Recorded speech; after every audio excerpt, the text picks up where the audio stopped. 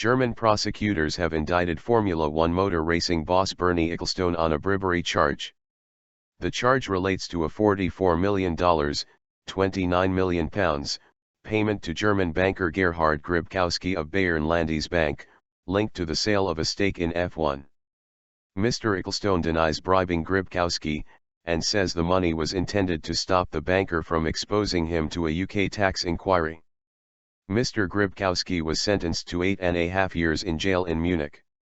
Speaking to the Financial Times on Wednesday, Mr. Ecclestone said, "I have just spoken to my lawyers and they have received an indictment.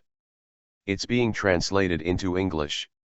Asked how he responded to the indictment, he said, "We are defending it properly. It will be an interesting case. It's a pity it's happened. Silly things."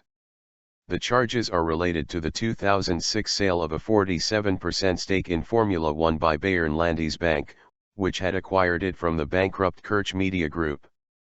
Gribkowsky had been in charge of managing the sale to private equity group CVC Capital Partners.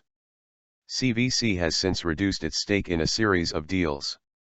It has not commented on the indictment.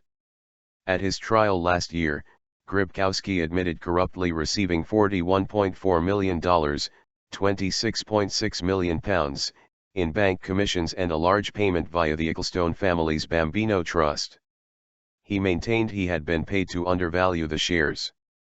But Mr. Ecclestone says he paid Gribkowsky to keep him quiet, believing the banker was planning to give false information to the UK authorities about his tax affairs. Mr. Ecclestone said at the time that proving the allegation was false would have been very expensive for me. The tax risk would have exceeded £2 billion. "I paid him to keep calm and not to do silly things," he said. Mr. Ecclestone has until mid-August to respond to the charges. The court will then decide whether to take the case to trial. It could be heard by mid-September.